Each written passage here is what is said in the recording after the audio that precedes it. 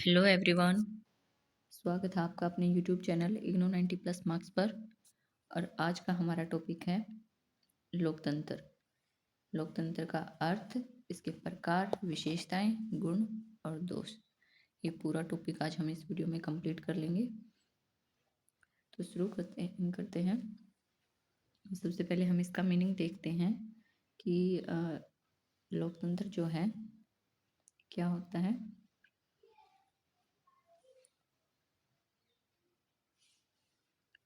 लोकतंत्र जो है दो शब्दों से मिलकर बना है। ठीक है, लोक यानी कि जनता प्लस तंत्र यानी कि शासन। ठीक है, हम अगर सिंपल लैंग्वेज में देखें तो इसको बोल सकते हैं जनता का शासन। ठीक है, लोकतंत्र को हम बोल सकते हैं जनता का शासन। ठीक है, ये दो शब्दों से मिलकर बना है। जनता यानी कि लोक, लोक यानी कि जनता, और तंत्र यानी कि शासन। ठीक है, यानी कि जनता का शासन, ये होता है लोकतंत्र। ठीक है, यानी कि लोकतंत्र ऐसी शासन प्रणाली है जिसमें सत्ता का अंतिम स्रोत जो है जनता होती है। ठीक है, किस प्रकार होती है जनता? कि जनता जो है वोट डालकर, ठीक है, वोट डालकर अपने प्रतिनिधियों का चुनाव करती है। ठीक है, और इस प्रकार से जो है शासन चलाया जाता है, और सरकार जो है जनता के प्रति उत्तरदायी रहती है। कि जब जो है इलेक्शन होते हैं तो जनता क्या करती है, वोट के माध्यम से जो है अपने प्रतिनिधि का चुनाव करती है। ठीक है, किसी एक उम्मीदवार को जो है वो अपने मतलब जिसके हिसाब से जो व्यक्ति उसके हिसाब से ठीक लगे उसको, ठीक है, कि ये प्रतिनिधि जो है हमारे जो है कल्याण के लिए काम करेगा। ठीक है, अच्छी जो है नीतियाँ बनाएगा। तो जिसको जिस प्रकार से अपना प्रतिनिधि चुनना होता है वो वोट के माध्यम से चुनेगा। ठीक है, तो ऐसे में क्या होता है कि इसीलिए इसको बोलते हैं जनता का शासन, क्योंकि जनता जो है अपने प्रतिनिधियों का चुनाव स्वयं करती है वोट डालकर। ठीक है, इसलिए इसमें क्या होता है, सरकार जो होती है वो जनता के प्रति उत्तरदायी होती है। ठीक है, जवाबदेह होती है। ठीक है, तो ये था इसका मीनिंग। अब इसकी एक डेफिनेशन है अब्राहम लिंकन के अनुसार। अब्राहम लिंकन ने इसकी क्या डेफिनेशन दी है कि democracy is a government of the people by the people and for the people, यानी कि जनता का जनता के द्वारा और जनता के लिए शासन ही लोकतंत्र है। यानी कि जनता का जनता के द्वारा, यानी कि जनता खुद ही, यानी कि स्वयं वोट डालकर, किसके लिए, जनता के लिए ही, यानी कि जनता द्वारा वोट डाली जाती है। और किसके लिए, जनता के लिए, जनता के लिए शासन। ठीक है, खुद ही वोट डालती है, खुद ही अपने प्रतिनिधियों का जो है चुनाव करती है। ठीक है, और खुद ही जो है शासन चलाती है। एक डायरेक्ट नहीं लेकिन इनडायरेक्टली जो है जनता के द्वारा ही जो है शासन चलाया जाता है। ठीक है, इसलिए ही इसको बोलते हैं जनता का शासन यानी कि लोकतंत्र। ठीक है, तो जनता का जनता के द्वारा और जनता के लिए शासन ही लोकतंत्र है। ये किसने कहा है, अब्राहम लिंकन के अनुसार ये डेफिनेशन है। ठीक है, तो ये याद करनी है आपको। नेक्स्ट है इसके प्रकार।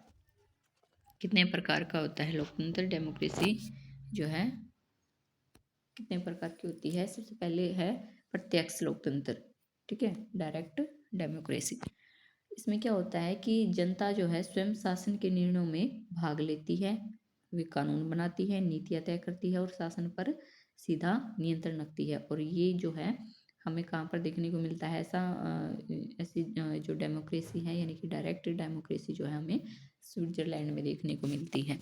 ठीक है, वहाँ पर जो है प्रत्यक्ष लोकतंत्र पाया जाता है। इसमें क्या किया जाता है कि जनता जो है स्वयं शासन के निर्णयों में भाग लेती है। ठीक है, जो भी निर्णय लिए जाते हैं, जो भी नीतियाँ बनाई जाती हैं, ठीक है, जो भी कानून बनाए जाते हैं वो स्वयं ही तय करती है, और शासन पर क्या होता है, उसका सीधा नियंत्रण होता है। ठीक है, और ये जो है एग्जाम्पल हम देंगे यहाँ पर स्विट्जरलैंड का, कि यहाँ पर जो है स्विट्जरलैंड में जो है प्रत्यक्ष लोकतंत्र पाया जाता है।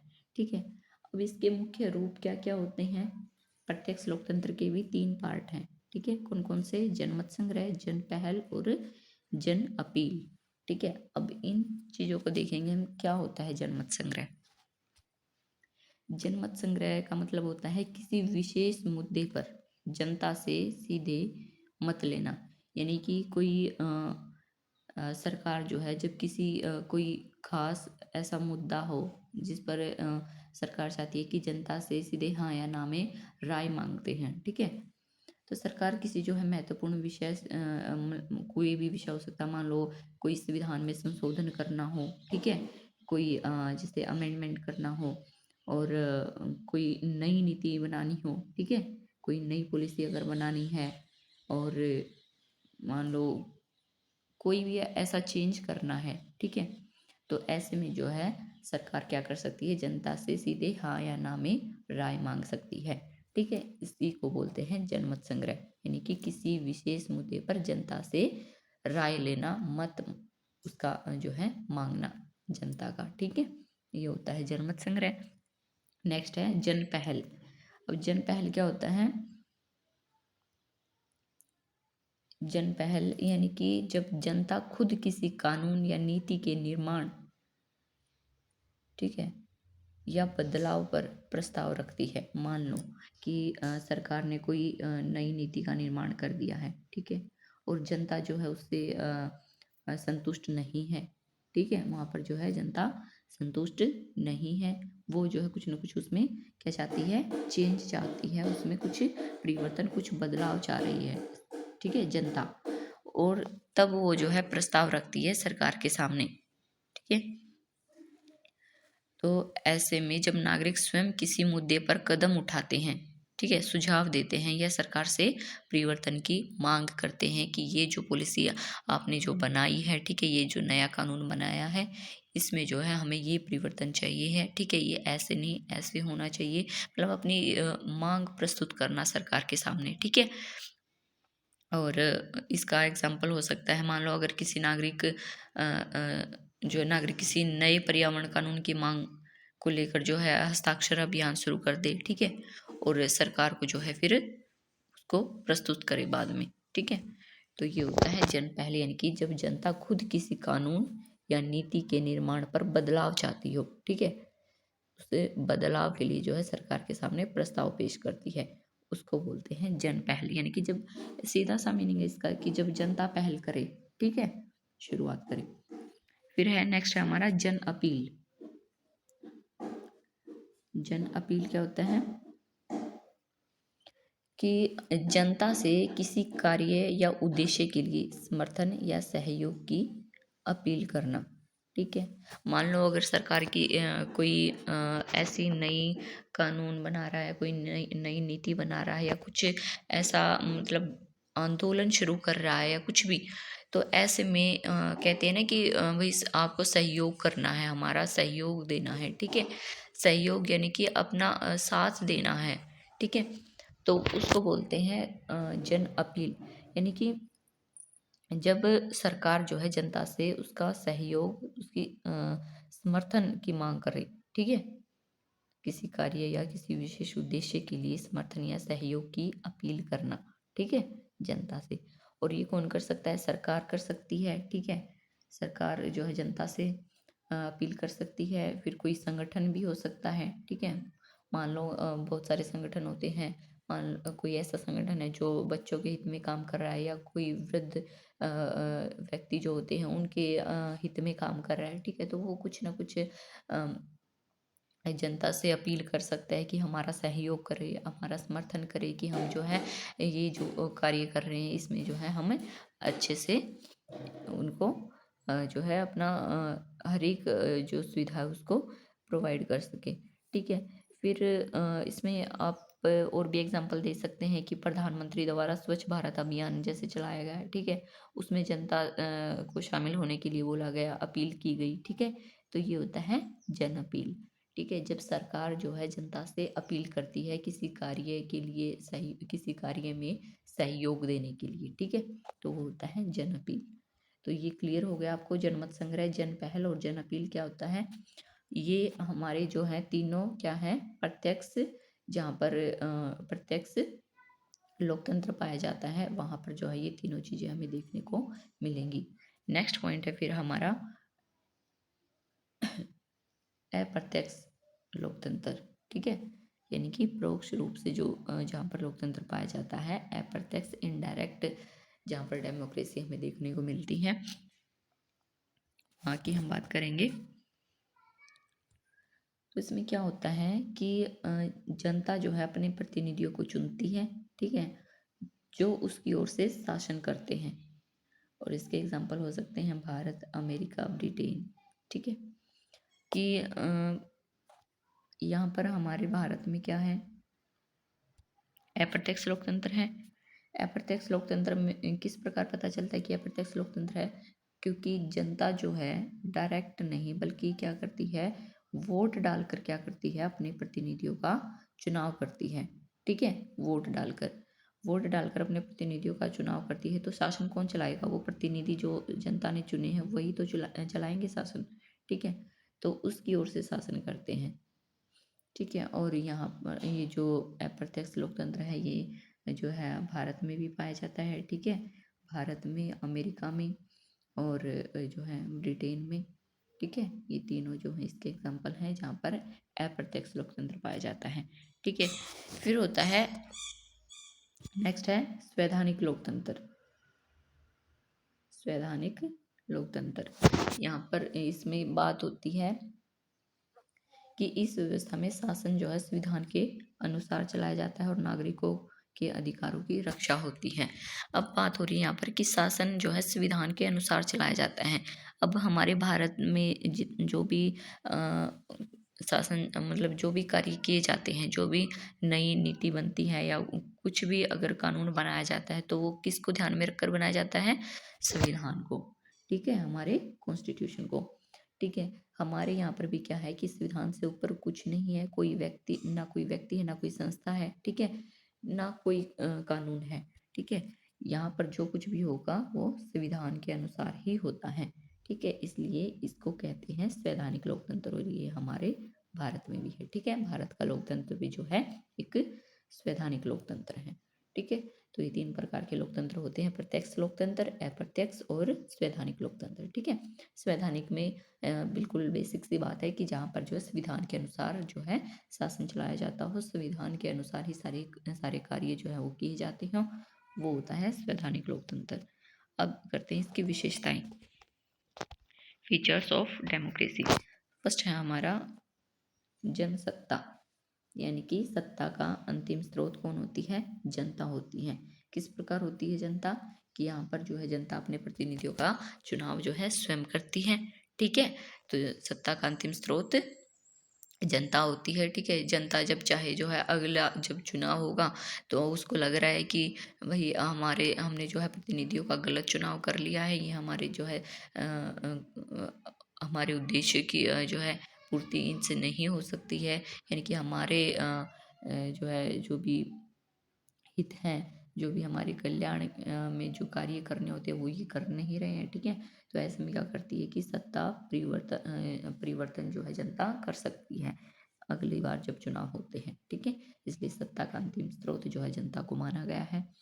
नेक्स्ट है फिर स्वतंत्र और निष्पक्ष चुनाव, ठीक है। लोकतंत्र की यहाँ पर हम विशेषताएं पढ़ रहे हैं, तो लोकतंत्र में जो है क्या होता है कि सभी नागरिकों को जो है समान मतदान का अधिकार होता है, इसलिए क्या होता है, चुनाव निष्पक्ष होते हैं, स्वतंत्र होते हैं, ठीक है। प्रत्येक व्यक्ति को जो है, जो कि अपनी 18 वर्ष जो है आयु पूरी कर चुका हो, उसको जो है क्या होता है, फिर वोट डालने का अधिकार है, ठीक है।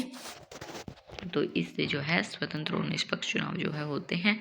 फिर है बहुदलीय प्रणाली, नेक्स्ट पॉइंट है हमारा बहुदलीय प्रणाली। इसमें क्या है कि विभिन्न राजनीतिक दलों के बीच प्रतिस्पर्धा होती है। प्रतिस्पर्धा यानी कि आपस में मतलब होड़ लग जाना किसी चीज के लिए, ठीक है। यहाँ पर बात हो रही है सत्ता के लिए, ठीक है, शक्ति के लिए, कानून सत्ता यानी कि शासन करने के लिए, यानी कि विभिन्न दलों के बीच जो राजनीतिक दल होते हैं उनके बीच सत्ता या शासन प्राप्त करने के लिए क्या होती है, प्रतिस्पर्धा यानी कि होड़ लग जाती है, ठीक है। तो बहुदलीय प्रणाली में ऐसा होता है और हमारे भारत में भी क्या है, बहुदलीय प्रणाली है, ठीक है। यानी कि बहुदलीय प्रणाली जहाँ पर एक या दो से अधिक जहाँ पर राजनीतिक दल पाए जाते हैं वो होता है बहुदलीय प्रणाली, यानी कि बहुत दल, ठीक है। बहुदलीय यानी कि बहुत दल जहाँ पर पाए जाते हैं, दो या दो से अधिक दल जहाँ पर पाए जाते हैं, और भारत में जो है बहुदलीय शासन प्रणाली ही पाई जाती है, ठीक है। नेक्स्ट पॉइंट है हमारा कानून का शासन, यानी कि कोई भी व्यक्ति कानून से ऊपर नहीं होता, सभी कार्य जो है कानून के अंतर्गत ही किए जाएंगे। ठीक है।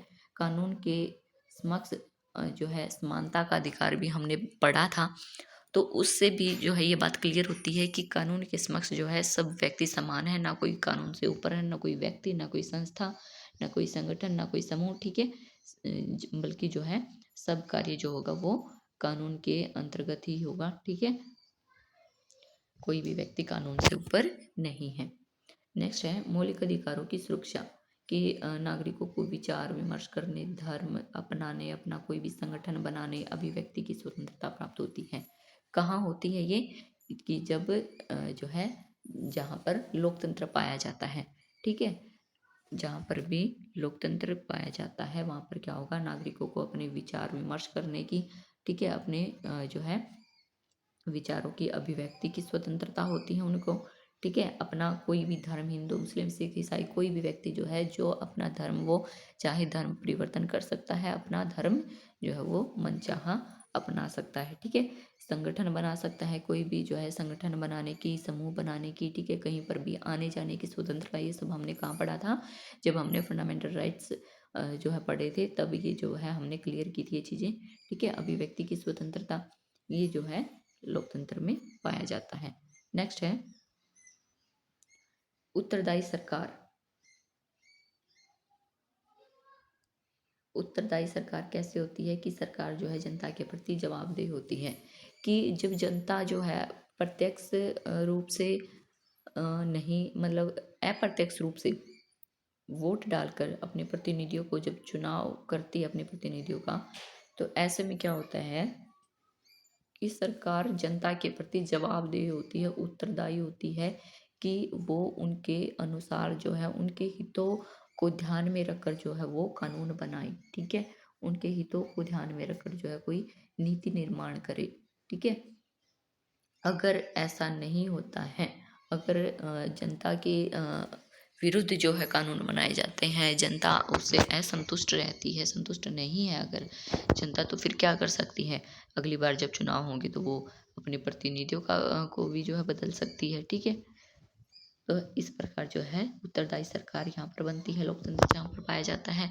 नेक्स्ट है स्वतंत्र न्यायपालिका, यानी कि न्यायपालिका जो है नागरिकों के अधिकारों की रक्षा करती है। ये तो बेसिक्स बात है कि न्यायपालिका का जो मुख्य काम है वो क्या है? न्याय प्रदान करना। ठीक है। विधान पालिका का कार्य है कानून बनाना, कार्यपालिका का काम है लागू करना उसको, और न्यायपालिका का है कि कानून तोड़ने वालों को दंड देना, न्याय प्रदान करना। ठीक है। नेक्स्ट है समानता और स्वतंत्रता, कि सभी नागरिकों को समान अवसर व अधिकार प्राप्त होते हैं। लोकतंत्र जहाँ पर पाया जाता है वहाँ पर सभी व्यक्ति को, जैसे हमारे यहाँ पर जो है फंडामेंटल राइट्स हैं, फंडामेंटल ड्यूटीज़ हैं। ठीक है। सभी को समान जो है अधिकार दिए गए हैं। ठीक है। सभी को समान अवसर प्राप्त होते हैं, और रोजगार के समान अवसर, और सभी को जो है मौलिक अधिकार प्राप्त हैं। ठीक है।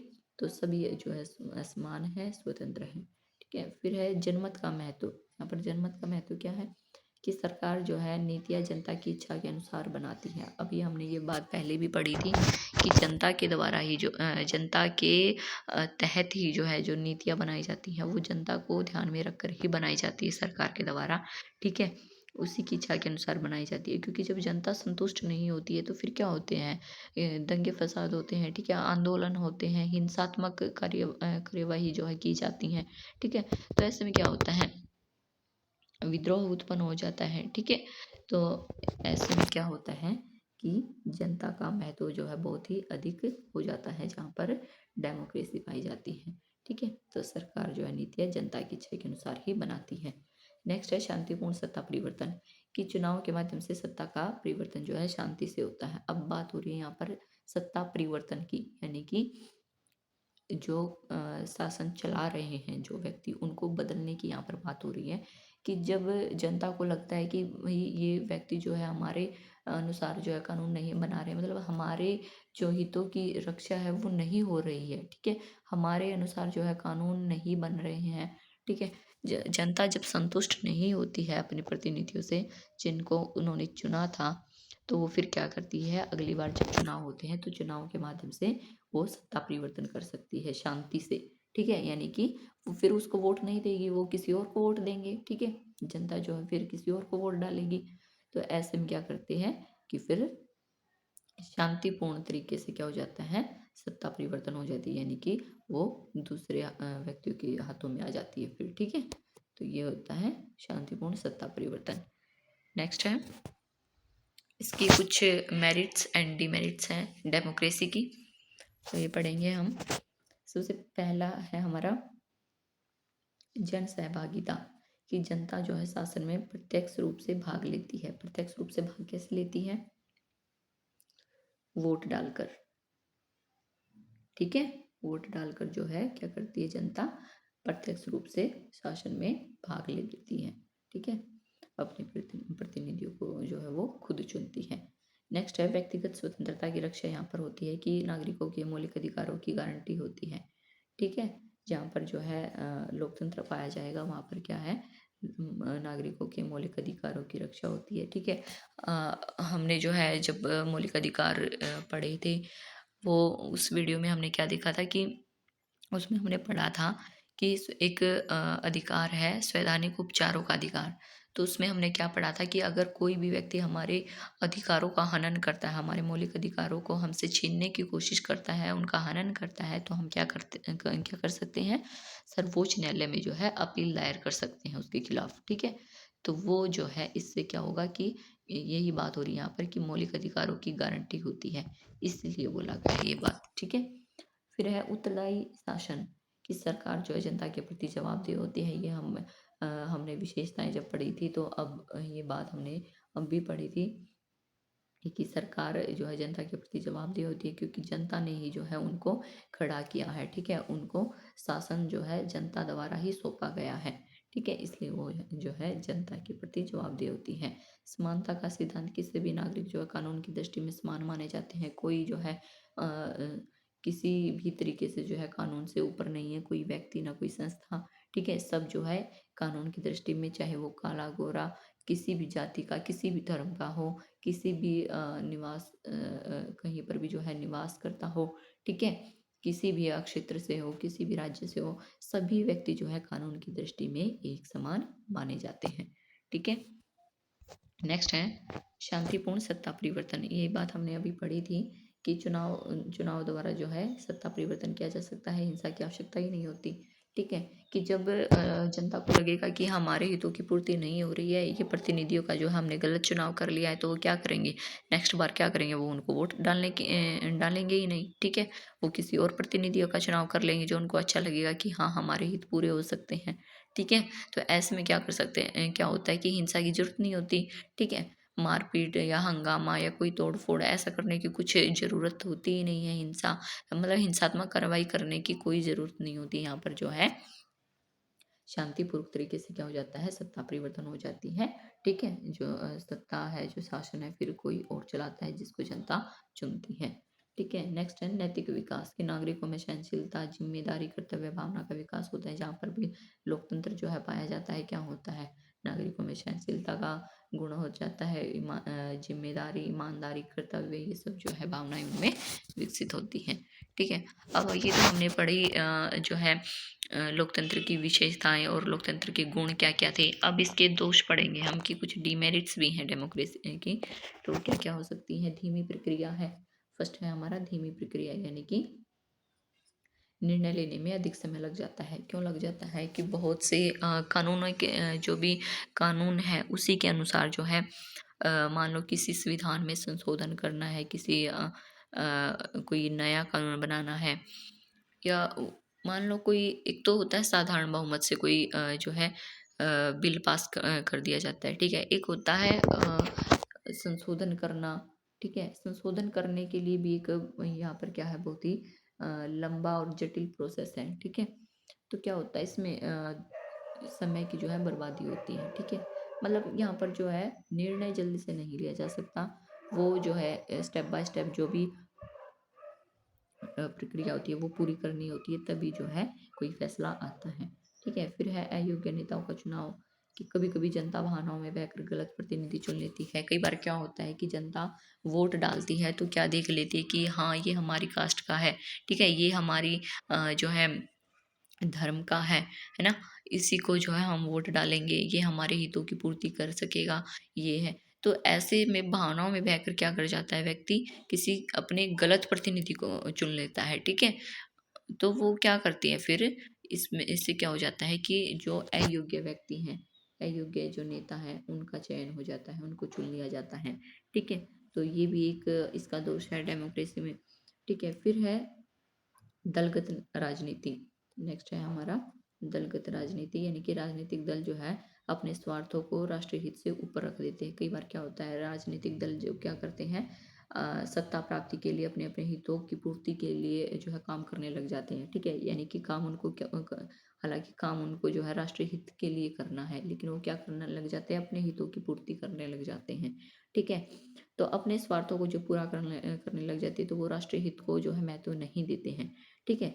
तो वो क्या कर देते हैं, तो ये जो दलगत राजनीति है, यानी कि बहुत से दल जहाँ पर पाए जाते हैं राजनीतिक दल, तो वो क्या करते हैं, अपने अपने हितों को, अपने स्वार्थों को जो है वो पूरा करने में लग जाते हैं और राष्ट्रीय हित को जो है वो ध्यान में नहीं रखते हैं। तो ये भी एक बड़ा दोष है यहाँ डेमोक्रेसी में, ठीक है? नेक्स्ट है धन और प्रचार का प्रभाव, कि चुनाव में धन और प्रचार साधनों की बड़ी भूमिका होती है। आपने देखा भी होगा कि जब इलेक्शन आते हैं, जब भी चुनाव आते हैं, तो क्या करती हैं, जो उम्मीदवार होते हैं वो क्या करते हैं, बहुत सा प्रचार प्रसार करने में धन खर्च कर देते हैं, ठीक है? कहीं जो है पोस्टर लगाए जाते हैं, कहीं पर जो है प्रचार प्रसार गाड़ी वगैरह इनके माध्यम से किया जाता है। घर घर जाकर भी जो है व्यक्ति प्रचार अपना करते हैं, ठीक है? कि हम जो है, हमें वोट डालना है, हम जो है आपके हितों के लिए जो है कार्य करेंगे, ठीक है? तो ऐसे में क्या होता है कि बहुत सी मात्रा में जो है धन का खर्च कर दिया जाता है उम्मीदवारों के द्वारा। तो ये जो है धन और प्रचार का प्रभाव जो है, ये बहुत ही अ, म एक दोषपूर्ण प्रणाली हम कह सकते हैं लोकतंत्र की, ठीक है? कि बड़ी भारी मात्रा में जो है उम्मीदवार चुनाव में क्या कर देते हैं, धन की बर्बादी कर देते हैं, ठीक है? फिर है भीड़ तंत्र का खतरा। भीड़ तंत्र किसको कहेंगे हम, कि बहुमत का निर्णय जो है हमेशा सही नहीं होता, ठीक है? इसमें क्या होता है कि अल्पसंख्यकों के अधिकार प्रभावित हो सकते हैं, कि कई बार ऐसा निर्णय क्या लिया जाता है बहुमत से, ठीक है? जहाँ पर जो है जिस व्यक्ति को ज़्यादा वोट मिलते हैं वो होता है बहुमत, ठीक है? जिसको सबसे अधिक वोट मिलते हैं, हम उसका चुनाव करते हैं, उसको जो है मेन जो है शासक मानते हैं, ठीक है? लेकिन ऐसा कई बार, हर बार ये ऐसा नहीं हो सकता कि हर बार बहुमत जिसको प्राप्त है वही व्यक्ति जो है सही हो। कई बार क्या होता है कि जिसको थोड़ी वोट मिले हैं, अल्प यानी कि कम, ठीक है? अल्पसंख्यक व्यक्ति भी अत्यधिक प्रभावित हो सकते हैं इससे, ठीक है?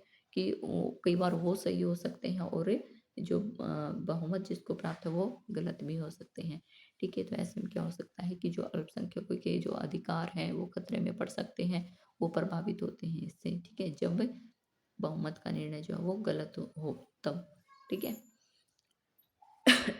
फिर इसका कंक्लूजन क्या डालेंगे हम, निष्कर्ष में हम लिखेंगे कि लोकतंत्र में जो है कुछ कमजोरियां अवश्य हैं, परंतु अब भी सबसे उत्तम शासन प्रणाली किसको माना जाता है, लोकतंत्र को, ठीक है? यह नागरिकों को स्वतंत्रता प्रदान करता है, समानता और अधिकार प्रदान करता है, ठीक है? और भारत जैसे विविधतापूर्ण देश में क्या है, लोकतंत्र ने एकता, भाईचारे और जन सहभागिता की भावना को क्या किया है, मजबूत किया है, ठीक है? तो ये इसका निष्कर्ष हम डाल देंगे और ये टॉपिक हमारा कंप्लीट होता है। अगर आपको इससे रिलेटेड कोई भी क्वेरी रहती है तो आप कमेंट बॉक्स में पूछ सकते हैं, और वीडियो आपको कैसा लगा, कितना हेल्पफुल आपके लिए रहा, ये भी आपको ज़रूर बताना है कमेंट में। और इसके अलावा आप, अगर आपको किसी भी टॉपिक से रिलेटेड वीडियो चाहिए है तो वो भी आप बोल सकते हैं। आप जो भी आपको टॉपिक चाहिएगा कोशिश की जाएगी कि उस पे जो है ज़रूर वीडियो बनाई जाएगी, ठीक है? और वीडियो को जो है लाइक शेयर एंड सब्सक्राइब करना है चैनल को, ठीक है फ्रेंड्स? Bye bye.